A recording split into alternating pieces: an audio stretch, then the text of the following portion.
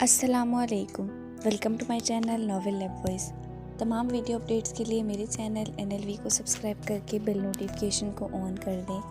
तो आइए सुनते हैं आज के वीडियो में मुसन्निफ़ा अरीर शाह का नहायत खूबसूरत नावल रूह यारम, एपिसोड नंबर 9। अभी वो होटल से बाहर निकलने ही वाले थे कि रिसेप्शनिस्ट ने यारम को मुखातिब करके उसकी फ़ोन कॉल के बारे में बताया। कौन है ये बदतमीज़, यहाँ पर भी मुझे सुकून से नहीं रहने देते। यारम रूह का हाथ पकड़ते हुए उसे अपने साथ लिए फ़ोन सुनने आया। हाँ, क्या हुआ है? उसने सलाम करने या खैरियत पूछने की जहमत न की। शायद उसे अंदाज़ा था कि आगे से कौन बोलने वाला है। डेविल, तुमने वहाँ किसी को ज़ख्मी कर दिया है। तुम ठीक तो हो? कोई मसला तो नहीं हुआ? रूह ठीक है ना? खिज़र ने फ़िक्रमंदी से पूछा। भाभी।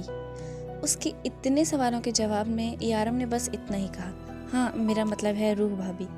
हाँ, तुम्हारी भाभी बिल्कुल ठीक है, मैं भी बिल्कुल ठीक हूँ, फ़िक्र करने की कोई ज़रूरत नहीं है। यहाँ कोई मसला नहीं हुआ।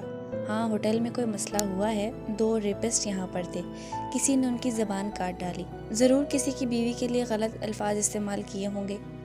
वो आहिस्ता आहिस्ता से कहता खिज़र को सब कुछ बता गया था, जबकि बार बार रूह का हाथ अपने हाथ में पकड़ा हुआ लबों तक ले जाता, जिस पर रूह शर्माती आगे पीछे से बेखबर कुछ सुन भी नहीं पा रही थी। तुम्हें ये सब कुछ कैसे पता चला? तुमने क्या मेरे पीछे जासूस लगा रखे हैं? यारम ने शकी अंदाज में पूछा। तुम जहाँ जाते हो हमें वहाँ की खबर रखनी पड़ती है, और यहाँ पर भी काफ़ी मसाइल हो गए हैं। वो इंस्पेक्टर आया था, तुम्हारे बारे में पूछ रहा था। मैंने उसे बताया कि तुम रूह भाभी के साथ हनीमून पर गए हो, तो कहने लगा शादी को इतना वक्त हो गया है, अब क्यों गए हैं? ये इंस्पेक्टर बात की खाल उतारता है। और राशिद ने रोना धोना मचाकर विक्रम दादा को अपने साथ कर लिया है। राशिद ने विक्रम दादा के सामने कहा है कि तुमने उसके भाई का कत्ल कर दिया है। खिज़र फिक्रमंदी से बता रहा था। तुम्हें परेशान होने की ज़रूरत नहीं है खिज़र, विक्रम दादा कभी गलत बात का साथ नहीं देते। अब तुम फ़ोन रखो, रूह बोर हो रही है। यारम ने उसके शर्माते चेहरे को देखते हुए कहा। यारम के इस तरह से कहने पर रूह का चेहरा मज़ीद सुर्ख हो चुका था। क्या तुम रूह भाभी के साथ खड़े मुझसे बात कर रहे थे? खिज़र ने परेशानी से पूछा। बाद में बात करेंगे। यारम ने बस इतना कहकर फ़ोन रख दिया। यारम, आपने गाड़ी कब ली? रूह उसके साथ आकर गाड़ी में बैठते हुए पूछने लगी। यही तो मसला है जाने मन, आप हमारे साथ बाहर निकलें तो आपको पता चले कि हम क्या कर रहे हैं। मोहब्बत से उसका हाथ चूमते हुए बोला। हाँ, तो अगर आप मुझे पहले बता देते कि गाड़ी है तो ना मुझे सर्दी का डर होता और ना ही मैं कमरे में रहती। वो मुंह बनाकर बोली। हाँ, तो मेरा बेबी, तुमने पूछा ही कब? वैसे भी तुमने तो वहीं से मुझे कहा था कि खबरदार जो बिस्तर में घुसे, हम सारी जगह घूमने के लिए जाएंगे, और यहाँ आकर उल्टा ही हो गया। तुम बिस्तर में घुसी हो और मैं तुम्हारी मिन्नतें कर रहा हूँ। हाँ, तो मुझे थोड़ी ना पता था कि यहाँ इतनी सर्दी होगी। वो भी हारने के मूड में बिल्कुल ना थी। वैसे यारम, आप खिज़र भाई से क्या बात कर रहे थे फ़ोन पे? रूह को अचानक ही उसकी फ़ोन कॉल याद आ गई। तुम्हारे बोर होने के बारे में, वो शरारती अंदाज में पूछने लगा। नहीं, आपके दादा के बारे में। आप अपने फ़ोन पर दादा के बारे में बात कर रहे थे ना? मैंने सुना था आपने दादा कहा था। रूह जितने सीरियस अंदाज में बोली थी, यारम का कहका उतना ही बुलंद था। ये पहली बार हुआ था जब यारम ने उसके सामने कहका लगाया। ओ मेरी जान, तुम बहुत मासूम हो, इसलिए तो प्यार करता हूँ तुमसे, लव यू। वो गाड़ी की परवाह किए बगैर रूह पर झुका था। यारम, गाड़ी चलाएं, एक्सीडेंट हो जाएगा। वो अपना हया से दमकता चेहरा छुपाते हुए बोली। कुछ नहीं, तुम्हारा यारम तुम्हें कुछ नहीं होने देगा। तुम्हें पता है, ये मेरी ज़िंदगी के सबसे हसीन दिन है। हम हर साल यहाँ आएंगे और ऐसे ही रहेंगे। हाँ, हम अपने बच्चों को भी लेके आएंगे अगले साल। रूह बिना सोचे समझे बोली थी, और फिर जब अपनी बात समझ आई तो यारम को देखे बगैर बाहर देखने लगी। अच्छा, तो 1 साल में तुम्हारा कितने बच्चे पैदा करने का इरादा है? वो बिल्कुल सीरियस अंदाज में पूछ रहा था। यारम, देखकर गाड़ी चलाए, और मेरे साथ फ्री होने की ज़रूरत नहीं है। हाँ बिल्कुल, अगर तुम्हारे साथ फ्री हो जाऊँ तो तुम बिल्कुल ही फ्री हो जाती हो, है ना? वो शरारत से आंख दबाते हुए बोला। यारम, आप बिल्कुल भी अच्छे नहीं हैं, मुझे नहीं करनी आपसे बात। वो अपना लाल अनारी चेहरा लिए मुंह फेर गई। वो लोग इस वक्त एक खूबसूरत सड़क पर थे, जहाँ पर बहुत बड़ा बाजार था। यारम, हम यहाँ क्यों आए हैं? सारा बाजार ही बंद था, तकरीबन कोई दुकान खुली हुई थी। آئس لینڈ کے ان شہروں میں سے تھا جہاں پر پلازے اور بلڈنگ نہیں بنائی جاتی، اور اگر بنائی بھی جاتی تو ان کی لمبائی اتنی زیادہ نہیں ہوتی جتنے کہ باقی شہروں میں ہے۔ یارم اسے اپنے ساتھ ایک بوتیک کے اندر لایا تھا۔ اس نے وہاں کاؤنٹر پر کھڑے آدمی سے کچھ پوچھا اور اس آدمی نے مسکراتے ہوئے اسے جواب دیا اور کہیں کا راستہ بتایا۔ یارم ایک بار پھر سے اس کا ہاتھ پکڑ کر اپنے ساتھ لے جانے لگا۔ وہ بھی بنا اس سے کچھ پوچھے اس کے ساتھ چلتی گئی۔ سنو، اس روم کے اندر جاؤ، یہ لڑکی تمہیں ڈریس دکھائے گی، تمہیں وہ ڈریس پہن کر باہر آنا ہے۔ اس نے اس کے پیچھے کھڑی لڑکی کی طرف اشارہ کرتے ہوئے کہا۔ اس لڑکی کو اپنے انتظار میں کھڑا دیکھ کر روح بنا کچھ پوچھے اس لڑکی کے ساتھ اندر جانے لگی۔ لڑکی نے اسے ایک خوبصورت سرخ رنگ کا فراک نما ڈریس دکھایا۔ دیکھنے والا بآسانی اس کی قیمت کا اندازہ لگا سکتا تھا۔ وہ لڑکی کی کوئی بات نہیں سمجھتی تھی، شاید وہ لڑکی بھی یہ بات جانتی تھی، اسی لیے صرف اسے دیکھ کر مسکرائے جا رہی تھی۔ ہائے اللہ، اس کے بھی بازو نہیں ہے، مجھے یارم سے بات کرنی ہے، روح نے اس لڑکی سے اردو میں کہا، جبکہ وہ لڑکی بنا اس کی بات سمجھے آگے سے مسکرائے جا رہی تھی۔ دیکھیے، مسکرانا بند کریں، مجھے میرے شوہر سے بات کرنی ہے، پلیز انہیں بلا دیں۔ اس بار روح نے تفصیل سے کہا، لیکن وہ لڑکی پھر بھی پاس کھڑی مسکراتی رہی، جیسے اسے صرف مسکرانے کے ہی پیسے ملتے تھے۔ وہ لڑکی کو ایسے ہی چھوڑ کر باہر نکل آئی، لیکن اب وہاں یارم نہیں تھا۔ یہ کہاں چلے گئے؟ وہ خود سے سوال کرتی واپس اندر آ گئی، جہاں وہ لڑکی ابھی بھی مسکرا کر اسے دیکھ رہی تھی۔ ایک پل کے لیے روح کا دل چاہا کہ اس کی مسکراہٹ نوچ کر کہیں پھینک دے۔ کیسی عجیب لڑکی ہے، اب کیا کروں؟ اگر یارم واپس آ گئے تو مجھ پر غصہ ہوں گے۔ پہن لوں؟ ہاں، تو وہ شرٹ بھی تو پہنی تھی، اس کے اوپر بھی تو شال لی تھی، اس کے اوپر بھی شال لے لوں گی۔ اور ویسے بھی یارم نے بتایا تھا کہ یہاں پر مجھے اچھے کپڑے نہیں ملیں گے۔ ویسے بھی یہ فراک کتنی خوبصورت ہے، صرف بازو ہی نہیں ہے نا، اور یارم نے دیکھ کر ہی خریدا ہوگا۔ اس نے سوچتے ہوئے ڈریس کو اپنے ہاتھوں میں لیا اور پہننے چلی گئی۔ ڈریس پہن کر واپس نکلی، ہاتھ میں یارم کے کپڑے اور اپنی شال تھی۔ لڑکی نے آگے بڑھ کر اس کے ہاتھ سے وہ کپڑے لینے چاہے، جب روح نے فوراً ہی شال کو اپنے ہاتھ میں سختی سے پکڑ لیا اور اپنے بے لباس بازوؤں کو ڈھکنے لگی۔ روح نے اپنے آپ کو شال سے اس طرح سے کور کیا کہ وہ کہیں سے بھی بے لباس نہ ہو، اور پھر اسے وہ لڑکی باہر آنے کا راستہ دکھانے لگی۔ وہ کمرے سے باہر نکلی تو یارم تیار 3 پیس سوٹ میں کھڑا اس کا انتظار کر رہا تھا۔ کالے رنگ کے سوٹ میں جس نے اس نے وائٹ کلر کی شرٹ پہنی تھی، وہ بے حد ہینڈسم تھا۔ مجھے پتا تھا تم کور کر لو گی، اس نے روح کی شال ٹھیک کرتے ہوئے کہا۔ کیسا لگا ڈریس؟ اس نے اس کا بھرپور جائزہ لیا ہے۔ ریڈ کلر کی پرنسس ڈریس میں وہ کسی باربی ڈول سے کم نہ لگ رہی تھی۔ اچھا ہے، لیکن سلیو لیس، روح نے منہ بنا کر جواب دیا تو یارم کے ڈمپل نمایاں ہو گئے۔ کوئی بات نہیں بیبی، وہاں میرے علاوہ اور کوئی نہیں ہوگا تمہیں دیکھنے والا، وہ اس کا ہاتھ اپنے ہاتھ میں تھامتے ہوئے بولا۔ یارم، ہم کہاں جا رہے ہیں؟ روح ایکسائٹیڈ سی اس کے ساتھ چلتے ہوئے پوچھنے لگی۔ یارم، میں ان ہائی ہیلز میں ٹھیک سے چل نہیں پا رہی، اس نے اپنے جوتوں کی طرف اشارہ کرتے ہوئے کہا، جو کہ اس لڑکی نے اس کی ڈریس کے ساتھ میچنگ کے اس کے پیروں کے قریب رکھے تھے۔ اس نے کبھی ہائی ہیل نہیں پہنی تھی، اس وجہ سے اسے مسئلہ ہو رہا تھا۔ میں اٹھا کے لے چلوں؟ وہ شرارت سے رکا تھا۔ نہیں، میں چل سکتی ہوں۔ اس سے پہلے کہ یارم سچ میں اسے اپنی باہوں میں اٹھا لیتا، وہ تیزی سے آگے بڑھی اور بری طرح سے لڑکھڑائی۔ اس سے پہلے کہ وہ گرتی، یارم اسے اپنی باہوں میں بھر چکا تھا۔ شرم کے مارے روح اپنی نگاہیں تک نہ اٹھا پا رہی تھی۔ یارم، لوگ دیکھ رہے ہیں، پلیز مجھے نیچے اتاریں۔ نہیں روح، یہاں کے لوگوں کو کوئی فرق نہیں پڑتا ان سب باتوں سے، اور دوسری بات تو میری بیوی ہو، میں جو چاہے کروں، وہ کہتے ہوئے تیزی سے آگے بڑھا اور آ کر واپس اسے گاڑی میں بٹھایا۔ روح نے شکر کا کلمہ پڑھتے ہوئے جلدی سے اپنی سائڈ کا دروازہ بند کیا۔ یارم، ہم جا کہاں رہے ہیں، اب بتاتی کیوں نہیں مجھے؟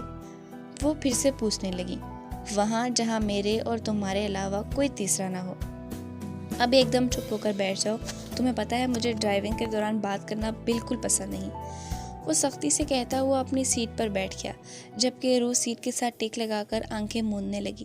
خبردار روح، سونا مت، تمہاری نیندوں کا کچھ کرنا پڑے گا، وہ اسے وارن کرتے ہوئے بولا۔ اور پھر تھوڑی ہی دیر بعد یارم نے اندھیرے میں گاڑی روک دی۔ چلو آؤ روح، وہ اسے گاڑی سے نیچے اترنے کے لیے کہہ رہا تھا، لیکن اس اندھیری سڑک پر وہ دونوں کہاں جاتے؟ یہاں تو صرف ایک جنگل تھا، وہ بھی برف سے ڈھکا ہوا، یا جنگل سے نکلتی شاید ایک سڑک۔ یارم، ہم یہاں کیوں لائے ہیں؟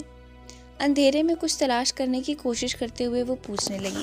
کیونکہ آج میں تم سے کچھ سوال پوچھنا چاہتا ہوں، اور اگر تم نے بالکل ٹھیک جواب دیے تو میں تمہیں اپنے ساتھ واپس لے چلوں گا، اور نہیں تو تمہیں یہیں جنگل میں چھوڑ دوں گا۔ وہ بالکل سیریس موڈ میں بول رہا تھا۔ اگر ہمت ہے تو چھوڑ کر دکھائیں، مجھے پتا ہے آپ میرے بغیر نہیں رہ سکتے۔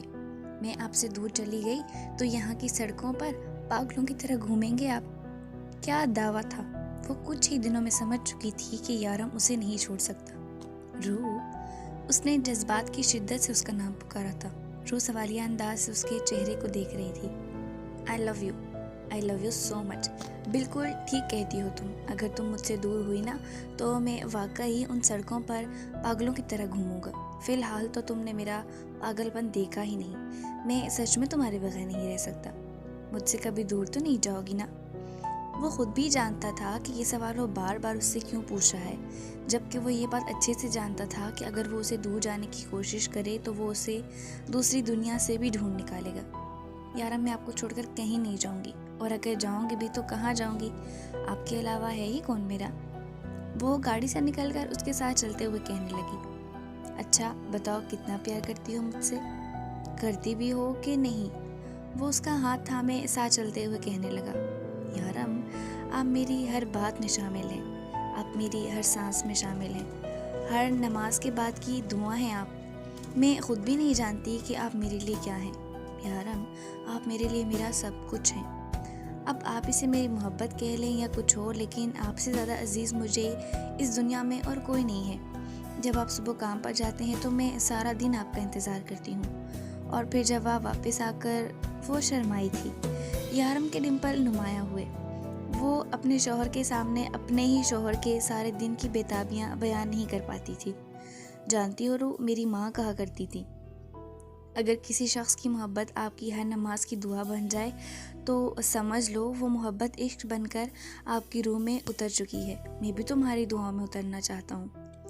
جبکہ روح کے وجود کو اس نے اپنے آپ میں چھپایا ہوا تھا۔ آپ کتنی محبت کرتے ہیں مجھ سے؟ بتائیں مجھے، روح نے پوچھا۔ محبت؟ وہ کہکا لگا کر ہنسا تھا۔ تم میرا عین ہو، تم میرا شین ہو، تم میرا کاف ہو۔ روح، یارم کے دل سے روح میں اترا ہوا عشق ہے۔ روح کی آنکھوں سے بےتاب آنسو چھلکے۔ روح، تم میری زندگی میں آئی پہلی خوشی ہو۔ میں کبھی سوچ بھی نہیں سکتا تھا کہ میں اتنا خوش قسمت انسان ہوں کہ مجھے تم جیسی لڑکی ملے گی۔ وہ محبت سے اسے اپنے ساتھ لگائے اس کے آنسو صاف کر رہا تھا، جبکہ آہستہ آہستہ یہ سفر ابھی جاری تھا۔ یارم آہستہ آہستہ کیسا اسے اپنے ساتھ کہیں لے کر جا رہا تھا۔ کچھ فاصلے پر اسے تھوڑی سی روشنی نظر آئی۔ ان کی گاڑی کہیں پیچھے چھوٹ چکی تھی۔ دیکھا تو سامنے ایک چھوٹا سا گھر تھا جس کے اندر کی لائٹس جل رہی تھی۔ یارم نے اسے سامنے چھوٹے سے گھر کی طرف اشارہ کیا۔ ہاں میری جان، اب تم نے اگلے سال بچوں کے ساتھ یہ آنے کا پلان بنایا تو میں نے سوچا ان کے لیے گھر بھی تو ہونا چاہیے۔ بہت چھوٹا گھر ہے، وہ یہاں پر بڑے گھر نہیں ملتے، یہاں سب لوگ ایسے ہی چھوٹے چھوٹے مکانوں میں رہتے ہیں۔ میں نے آبادی سے الگ تھلگ ایک چھوٹا سا گھر لیا ہے۔ میں نے سوچا تمہیں کیا گفٹ دوں، پھر میرے ذہن میں یہی ایک چیز آئی۔ کیسا لگا؟ یارم نے مسکراتے ہوئے پوچھا۔ بہت پیارا ہے۔ یارم نے دیکھا کہ روح رونے کی مکمل تیاری پکڑ چکی ہے۔ بالکل میرے جیسا، یارم نے شرارت سے کہا۔ آپ کب سے پیارے ہو گئے؟ پیاری صرف لڑکیاں ہوتی ہیں۔ روح نے اس کی غلط فہمی دور کرنی چاہی۔ ہاں یار، لڑکے تو ہاٹ ہوتے ہیں میرے جیسے، یا لڑکیاں بھی ہاٹ ہوتی ہیں؟ وہ شرارت سے آنکھ دبا کر بولا۔ یارم، آپ بالکل بھی اچھے نہیں ہیں، چھوڑے مجھے، میرے گھر کے اندر جانا ہے مجھے۔ وہ اپنا آپ چھڑا کر اپنا گلابی چہرہ لیے اندر جانے لگی۔ سوری بیبی، آج تو نہیں چھوڑوں گا، آخر آج ہمارے نئے گھر میں ہمارا پہلا دن ہے۔ اس نے روح کو اپنی باہوں میں اٹھاتے ہوئے شرارت سے کہا۔ باقی گھر صبح دیکھ لینا، فی الحال صرف بیڈ روم ہی دیکھو۔ وہ اس کے چہرے پر جھکتے ہوئے بولا اور اسے لیے سیڑھیاں چڑھنے لگا۔ صبح جب روح کی آنکھ کھلی تو صبح کے 10 بج رہے تھے۔ اس نے اپنے آپ کو یارم کی باہوں میں پوری طرح سے قید پایا۔ شرمیلی سی مسکراتے ہوئے یارم کا ہاتھ اپنے اوپر سے ہٹانے لگی۔ جب یارم نے اسے اور کس کے اپنی باہوں میں بھرا۔ یارم پلیز چھوڑیں، صبح کے 10 بج رہے ہیں، کتنا وقت ہو چکا ہے؟ وہ اس کی باہوں سے اپنا آپ چھڑواتے ہوئے بولی۔ تم نے کیا کرنا ہے اتنی جلدی جا کر؟ لیٹی رہو ایسے ہی، میں تمہیں محسوس کرنا چاہتا ہوں۔ وہ اس کے بالوں میں منہ چھپاتے ہوئے بولا۔ यारम मुझे भूख लगी है। यारम को रात वाली टून में वापस आते देखकर जल्दी से कहा, या तो तुम्हारी नींद खत्म नहीं होती या तुम्हारी भूख। तुम्हें लगता क्यों नहीं है? अपनी हालत देखो कुछ खाया पिया करो। हाँ, ताकि आपकी तरह मोटी हो जाऊं। बाजू देखे आपने अपने कितने मोटे मोटे हैं। लड़की लोग ऐसी बॉडी लाने के लिए दिन रात मेहनत करते हैं, 2 साल का कोर्स करके ऐसे मसल्स बनाते हैं। और जिसे तुम मोटापा कह रही हो ना, लड़कियां मरती हैं ऐसे लुक्स पे। यारम ने उसे अपने मसल्स की अहमियत समझाना ज़रूरी समझी। पता नहीं कौन सी लड़कियां मरती हैं जो ऐसी लुक्स पे मरती हैं। रूह ने नाक से मक्खी उड़ाई, मतलब तुम नहीं मरती हो मेरे लुक्स पे। यारम ने अपनी तोपों का रुख सीधा उसी की तरफ किया। लो, मुंह धोकर रखें, मुझे आपकी लुक से कोई लेना देना नहीं है। मुझे तो बस आपके ये डिम्पल थोड़े से अच्छे लगते हैं। रूह ने उसके गाल पर उंगली रखते हुए कहा, थोड़े से? यारम ने उसकी नकल उतारी। हाँ, बिल्कुल थोड़े से, बाकी आप बिल्कुल भी अच्छे नहीं हैं। चलो जी, कुछ तो अच्छा है। यारम ने भरपूर अपने डिम्पल्स की नुमाइश करते हुए कहा और लगे हाथ एक प्यारी सी गुस्ताखी भी कर दी। यारम, आप बिल्कुल भी अच्छे नहीं हैं। रूह ने सुर्ख होते हुए चेहरे से कहा, हाँ पता है, मैं बिल्कुल भी अच्छा नहीं हूँ, लेकिन मेरे डिम्पल्स थोड़े से अच्छे हैं। यारम आंख दबाते हुए बोला, छोड़े, मुझे मेरा घर भी देखना है। अपना आप उससे छुड़वाते हुए जल्दी से उठी। यारम, बाहर बर्फ गिर रही है, लेकिन यहाँ तो बिल्कुल भी सर्दी नहीं है। वो सीढ़ियाँ उतर कर नीचे आई थी, जहाँ शीशे की बड़ी सी दीवार के बाहर बर्फ गिर रही थी। वो जल्दी से सीढ़ियाँ चढ़ के वापस बेडरूम में आई और यारम को बताने लगी। यारम ने मुस्कुराकर उसकी एक्साइटमेंट देखी। मैं तो पहले ही कहता था, जब बर्फ़ गिरती है तब ज़्यादा सर्दी नहीं होती। हाँ, लेकिन बर्फ़ गिरने के बाद वो बहुत सर्दी होती है, इसलिए एहतियात ज़रूरी है। यारम ने उसकी शॉल ठीक से उसके कंधों पर फैलाते हुए कहा। उसने अभी तक रात वाली ही ड्रेस पहन रखी थी। मैं अभी थोड़ी देर में होटल जाऊंगा और कुछ खाने को ले आऊँगा, और यहाँ पर तुम किसी भी किस्म के ड्रेस पहन सकती हो, क्योंकि मेरे अलावा यहाँ और कोई नहीं होगा। हम अगले 5 दिन यहाँ रुकेंगे और फिर वापस दुबई जाएंगे। यारम ने उसे अपने करीब करते हुए कहा। यारम, अगर हम वापस ही जाने वाले थे तो आपने घर यहाँ क्यों खरीदा? रूह ने हैरानगी से पूछा। क्योंकि हम हर साल यहाँ छुट्टियाँ मनाने आएंगे मेरी जान। अब हर साल हम होटल में तो नहीं रह सकते ना। यारम ने प्यार से उसके बालों को छेड़ते हुए कहा। यारम, आपके पास क्या बहुत पैसे हैं? वो ठोड़ी के नीचे हाथ रखे पूछने लगी। हाँ बहुत। क्यों, तुम्हें कुछ चाहिए क्या? वो मुस्कुराया। मुझे लिपस्टिक लेनी है। रूह ने जल्दी से फरमाइश कर दी। यारम कहका लगाकर हंसा। रूह, तुम लिपस्टिक के लिए मुझसे पूछ रही थी कि मेरे पास कितने पैसे हैं? इसमें हंसने वाली कौन सी बात है? मेरी आपी के पास बहुत सारी लिपस्टिक थी, वो कभी कभी मुझे भी लगाती थी। रूह एक्साइटमेंट में बताते हुए कब उसके इतने करीब बैठ गई उसे खुद भी पता न चला। एहसास तब हुआ जब यारम उसे पूरी तरह से घेर चुका था। यारम, प्लीज छोड़ें। रूह का दिल जोर से धड़कने लगा। यारम की गुर्बत में उसका यही हाल होता था। उसने अपना आप छुड़वाने की नाकाम सी कोशिश की, जब यारम ने उसके लबों पर अपने होंठ रखकर उसकी मुज़ाहमत को नाकाम बना दिया। नहीं, मुझे कहीं नहीं जाना, मुझे अभी आराम करना है। रूह ने उसे फैसला सुनाया। लेकिन रूह, तुम यहाँ कैसे रहोगी? मैं तुम्हें अकेले छोड़कर नहीं जा सकता। मैं अपने घर में भी अकेले नहीं रह सकती। यारम, कुछ नहीं होगा मुझे। क्या हो गया आपको? मैं ऊपर रहूँगी प्लीज़। मैं इस वक्त बिल्कुल सफ़र नहीं करना चाहती। नहीं रूह, यहाँ ख़तरा है, यहाँ जंगली जानवर हैं, मैं तुम्हें अकेले छोड़ नहीं सकता। न जाने मुझे कितना वक्त लग जाएगा। यारम किसी हाल में भी उसे अकेला छोड़ने को तैयार न था। ओहो, मैं बाहर निकलूँगी तो जंगली जानवर आएंगे ना, और वैसे भी जंगली जानवर रात को आते हैं। आज तो इतनी रोशनी है यहाँ। अब प्लीज़ आप जाएं। आप अगर लेट हो गए तो फिर लेट वापस आएंगे, और फिर आते ही मेरी नींद के दुश्मन बन जाएंगे। रूह जल्दी जल्दी बोलती अपनी ज़बान दांतों के नीचे दबा गई। उसकी बात सुनकर यारम के डिम्पल नुमाया हुए। ठीक कह रही हो तुम, जल्दी जाऊंगा तो जल्दी आऊँगा, क्योंकि वापस आके मुझे तुम्हारी नींद का दुश्मन भी बनना है। वो शरारत से कहता हुआ उठा। और दरवाज़ा अंदर से ठीक से लॉक करो। जब तक मैं ना आऊँ बाहर मत निकलना, यहाँ दूर दूर तक कोई नहीं आता जाता। ख्याल रखना अपना मेरे लिए। मोहब्बत से उसका माथा चूमते हुए बोला और बाहर निकल गया। उसके जाने के बाद रूह ने पूरा घर देखा, जो कि वो सुबह ही देख चुकी थी। घर की सेटिंग ठीक नहीं थी, जो कि उसने खुद अपनी मर्जी से करनी थी। थोड़ी देर के घूमने फिरने के बाद उसे पता चला कि घर में हर जगह हीटिंग सिस्टम लगा है, जिसकी वजह से घर के अंदर सर्दी नहीं लगती। وہ اب سمجھی تھی۔ یارم کے پیچھے دروازہ بند کرنے کے لیے جاتے ہوئے اسے اتنی سردی لگ رہی تھی تو اندر آتے ہی اسے سردی کیوں نہیں لگی۔ یہ سچ تھا کہ برف گرتے ہوئے اتنی سردی محسوس نہیں ہوتی تھی، لیکن یہ بھی سچ ہے کہ انسان جتنی سردی محسوس کرے اسے اتنی سردی لگتی ہے، اور روح سے زیادہ اچھی طرح سے سردی کون محسوس کر سکتا تھا؟ یہ بات یارم بہت اچھے سے سمجھ چکا تھا، اسی لیے اس نے گھر میں اسپیشلی ہیٹنگ سسٹم لگوایا تھا، اور اب گھومنے کے بعد وہ ٹی وی کے سامنے آ بیٹھی۔ پھر تھوڑی ہی دیر میں بور ہو کے وہ اپنے بیڈ روم میں آئی۔ یارم کی پرفیوم اور سگریٹ کی ملی جلی مہک ابھی تک کمرے میں موجود تھی۔ یارم سگریٹ بہت پیتا تھا اور اس چیز سے روح کو کوئی اعتراض نہ تھا، کیونکہ اس کی بہن تانیہ بھی امی اور بہنوں سے چھپ چھپا کر سگریٹ پیتی تھی۔ اس کو پتہ ہونے کے باوجود اس نے یہ بات کبھی کسی کو نہ بتائی۔ خیر، وہ بتا دیتی تو ویسے بھی کون اس کی سنتا۔ وہ یہی سب سوچتے ہوئے آ کر بیڈ پر لیٹ گئی۔ وہ اب بھی اپنی آج کی اور کل کی زندگی کے بارے میں سوچ رہی تھی کہ کتنا کچھ بدل چکا تھا یہاں آ کے، کتنی الگ ہو چکی تھی اس کی زندگی۔ پاکستان میں تو اسے خود کے لیے سوچنے کو بھی وقت نہ ملتا تھا۔ وہاں کون تھا اس کی پرواہ کرنے والا، اس کو پوچھنے والا؟ وہ دن رات کام کرتی تھی، کوئی نہیں تھا جو اس کے بیمار ہونے پر اسے ڈاکٹر کے پاس لے جاتا۔ ڈاکٹر کے پاس لے کے جانا تو دور، کوئی اسے دوائی تک نہیں لا کے دیتا تھا۔ سب کے کھانے کے بعد اگر کھانا ختم ہو جاتا اور اس کے لیے کچھ نہ بچتا تو کوئی اس سے یہ نہیں پوچھتا کہ تم نے رات میں کھانا کھایا یا نہیں۔ اور یہاں کوئی تھا جو اس کی ذرا سی بات بھی کتنے غور سے سنتا تھا، اس کی پرواہ کرتا تھا، اس کے کھانا نہ کھانے پر 100 بار پوچھتا تھا۔ کتنی بدل چکی تھی اس کی زندگی۔ یارم مجھ سے محبت نہیں عشق کرتا تھا، اور اس کی عشق پر وہ ایمان لے آئی تھی۔ سوچتے سوچتے نہ جانے کب اس کی آنکھ لگ گئی۔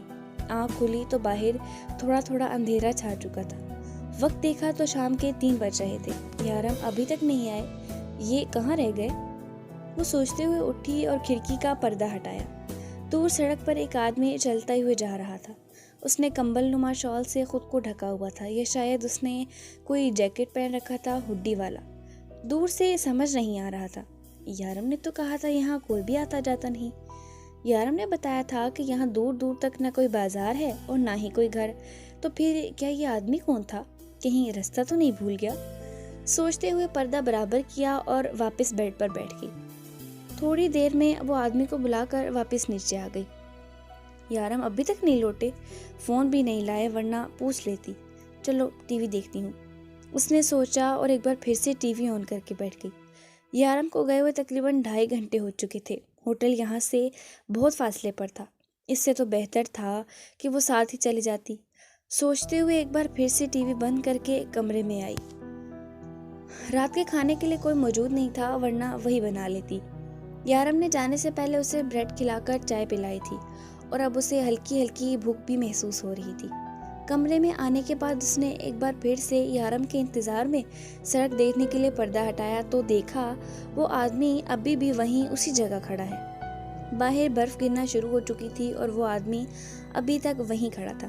یا اللہ، یہ کیسا آدمی ہے، اس طرح سے برف میں کھڑا ہے؟ یقیناً یہ آدمی راستہ بھول کے اس طرف آ گیا ہے، شاید اب کسی گاڑی یا لفٹ کا انتظار کر رہا ہوگا۔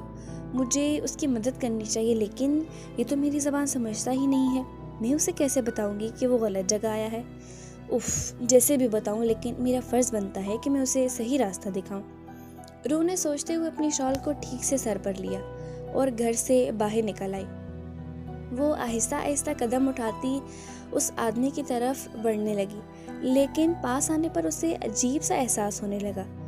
اسے لگا جس کے پاس وہ جا رہی ہے وہ انسان نہیں بلکہ کوئی اور چیز ہے، لیکن وہ اب اس کے بہت قریب آ چکی تھی اور اس کی سوچ بالکل ٹھیک تھی۔ وہ انسان نہیں بلکہ کوئی اور مخلوق تھی۔ وہ چیز روح کی موجودگی کو محسوس کر چکی تھی۔